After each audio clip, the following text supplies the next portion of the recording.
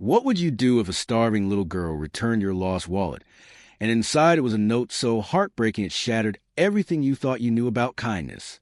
That's exactly what happened to Ethan Ward, a 33-year-old billionaire who owned half the skyline of Boston, but couldn't remember the last time he'd felt alive. He had everything money could buy, except meaning, and one crumpled note from a child he'd never met would bring him to his knees. Ethan woke before dawn in his Beacon Hill penthouse, glass walls framing the sleeping city, like a painting, flawless, lifeless. His mornings were rituals of control. Black coffee measured by the gram, a treadmill facing the Charles River, then market reports showing how many millions his algorithms had made overnight to the world. Ethan was a miracle of modern capitalism. To himself, he was just noise and numbers. "Good morning, Mr. Ward," his home assistant chimed. "Your driver will arrive in 10 minutes. He ignored it. The table for 12 stood empty, except for his untouched breakfast. The silence of success was deafening. That morning, as his board debated projections he no longer cared about, Ethan stared through the meeting room window, wondering how a life so full of light could feel so gray. He left early, ignoring the startled looks of his executives. For the first time in years, he didn't want another deal. He wanted air. He walked aimlessly through Boston's narrow streets, his tailored suit out of place among the smell of roasted chestnuts and wet brick. On the corner of Myrtle Street, a small bakery caught his eye. Its sign faded, "Hale's Bread and Coffee," since 1954. Inside, the air was warm and human. The baker, gray-haired and dusted with flour, smiled as if greeting an old friend. "First time here, son?" "Yeah," Ethan said. "I just wanted something normal." "Then you came to the right place." The coffee burned his tongue, but felt real. No boardrooms, no headlines, just life. For 10 quiet minutes, he felt human again. He left cash on the counter and walked out into the cold evening. He didn't notice that his wallet, black leather, thick with cash and cards, slipped from his pocket onto the wet sidewalk. Hours later, as the city lights shimmered in puddles, a little girl named Ella Grace spotted it near the bakery door. She was 7, her coat too thin for the October wind. Her brother Sam, 5, clung to her hand. "Maybe there's food money," Sam whispered. Ella opened the wallet with trembling fingers. The bills inside could feed them for months. She looked at her brother's hollow eyes, then at the cash, and shook her head. "It's not ours," she whispered. But hunger has a voice louder than conscience. After a long silence, she pulled out a single $20 bill and tucked it into her pocket. Then, on a scrap of notebook paper, she wrote in shaky letters, "I'm sorry. My brother was hungry. I took one bill to buy bread. I promise I'll pay you back someday." She placed a note on top of the money, closed the wallet, and pressed it against her chest like a secret too heavy to hold. The next morning, Mr. Hale found the wallet on his bakery doorstep. Moments later, the 2 children entered. Ella handed him the wallet and the 20 she had spent. "It belongs to someone named Ethan Ward," she said softly. "Please give it back if he comes."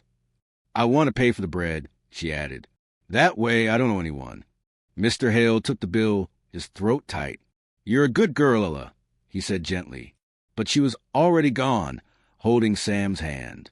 Later that morning, Ethan realized his wallet was missing. Retracing his steps, irritation rising, he returned to the bakery. "I think this belongs to you," Mr. Hale said, handing it to him. Ethan opened it, expecting relief, but instead found the note. The handwriting was uneven, the paper smudged, but every word struck him like lightning. "I'm sorry. My brother was hungry. I took one bill to buy bread. I promise I'll pay you back someday." He read it again and again until the room blurred. For the first time in years, tears filled his eyes, not of loss, but of revelation. A child who had nothing had chosen honesty over survival. And he, a man who had everything, had never done one thing purely out of goodness. Mr. Hale spoke softly. "They come by sometimes. The little one's sick. They sleep somewhere on the east side." Ethan tucked the note back into his wallet as if it were gold.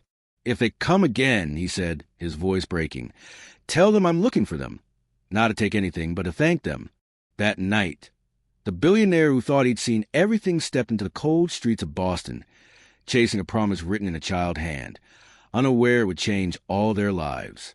The next morning, Boston woke under a pale winter sun. But for Ethan, the city looked different, raw and human. He started at the bakery. "They came early yesterday," Mr. Hale said. "Bought bread, paid full price. Haven't seen them since."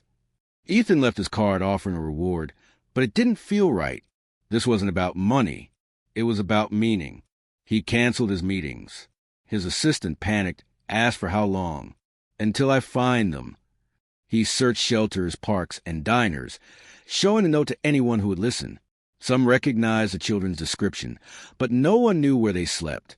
At a women's shelter, Mrs. Ramirez, a volunteer, studied the note. "That handwriting," she said softly.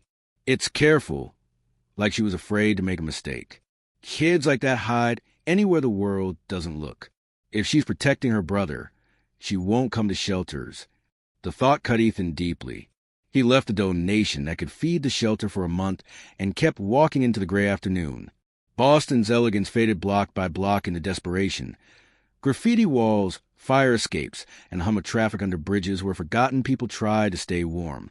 By the Charles River, a man selling coffee from a thermos pointed under the bridge. Little ones sleep there sometimes. Might check. That night, snow began to fall. Ethan stood beneath the bridge, the flashlight trembling in his hand, and prayed quietly, awkwardly, to find two children who owed him nothing. He returned night after night, carrying food and blankets, showing the note to strangers. The more he searched, the more the city changed in his eyes. Every face he'd once ignored became a story. One night, exhausted, he sat under a flickering street lamp, holding the note. He realized he wasn't just looking for Ella and Sam. He was looking for himself. It was just past midnight when Ethan finally heard a small voice behind him. "Are you looking for us?" He turned, and there they were, two fragile shapes standing in the glow of the streetlight. Ella held Sam close, her thin coat dusted with snow. Ethan rose slowly, afraid that any sudden move would scare them away. "Ella," he whispered.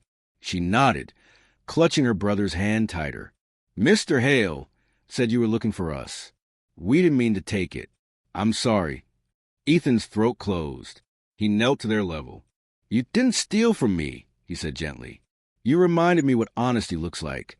Sam peeked out from behind his sister. "We were just hungry." "I know," Ethan said softly.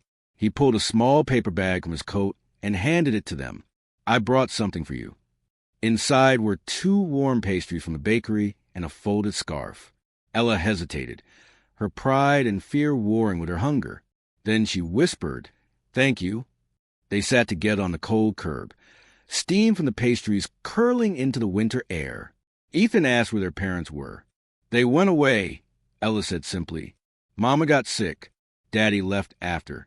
We stay where it's warm when we can." He didn't ask more. The truth was already unbearable. When Ella noticed a shiver in his hands, she frowned. "You're cold, too." He smiled through tears. "A little." It was the first time anyone had cared enough to ask him that in years. Ethan wanted to take them home immediately, but he saw the distrust in Ella's eyes. She'd learned the hard way not to believe in promises. So he said instead, "Come back to the bakery tomorrow morning. We'll have breakfast there. My treat." She hesitated, then nodded. "Okay, but just breakfast." That night, Ethan couldn't sleep. For the first time in years, his heart felt something he couldn't measure in dollars or shares. The next morning, Ella and Sam came. They were cautious, eyes darting, but the smell of cinnamon rolls softened them. Ethan sat across the table, smiling awkwardly. "You said you'd pay me back," he said, holding the note between them. "Would you let me help instead?" Ella looked at him warily. "You mean give us money?" "No," he said. "I mean a place to stay.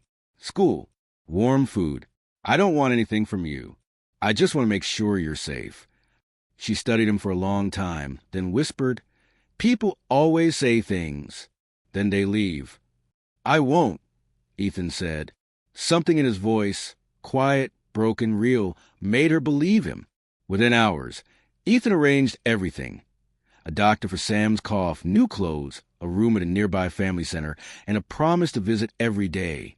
The staff whispered when they recognized who he was. The billionaire who owned half the city was sitting on a hospital floor building paper cranes with 2 children from nowhere. Days turned into weeks. He helped Ella with homework, taught Sam chess, and found himself laughing again. The emptiness that had ruled his life was replaced by small, ordinary moments that felt more valuable than every fortune he'd built. One afternoon, Ella handed him a small envelope. "For you," she said shyly. Inside was a single crumpled dollar and a note for the bread, paid in full. He didn't cry right away. He simply stared at it, the same way he'd once stared at stock charts, realizing this was what worth really meant. Over the next months, Ethan established a Grace Foundation, named after Ella, to support homeless families and children across Boston. He never announced it publicly. The city only noticed when shelters started receiving anonymous donations large enough to change lives. But for Ethan, the real story wasn't about money. It was about the mornings when Ella would knock on his door just to show him her report card, or when Sam fell asleep at his lap during a movie night. They became his family, the one life had never given him. Years later, when a journalist discovered the connection between the billionaire and the foundation, they asked him, "What made you start all this?" Ethan smiled faintly and pulled a yellowed piece of notebook paper from his wallet, carefully unfolded from years of wear. "Because a little girl who owed me $20, he said, "and paid me back with something money could never buy." The article went viral. But Ethan didn't care for fame. What mattered was that 2 children were safe, warm, and laughing again. Every year, on the anniversary of the day she found his wallet, Ethan would take Ella and Sam to Hale's Bakery. They'd order the same pastries, sit by the same window, and Ella would tease, "Remember when you dropped your wallet, Mr. Ward?" And he'd laugh, shaking his head. Best mistake I ever made. When Ella turned 18, she wrote her college essay about that day, the note, the wallet, and the man who taught her that kindness doesn't need wealth to be powerful. "He thought he was saving us," she wrote, "but we saved him too." Years later, when Ethan grew old, that note still lived in his wallet. Creased, faded, sacred. Because that day, when a starving little girl returned his wallet with a promise written in pencil, a man who had everything found the only thing he'd ever truly lost, his heart.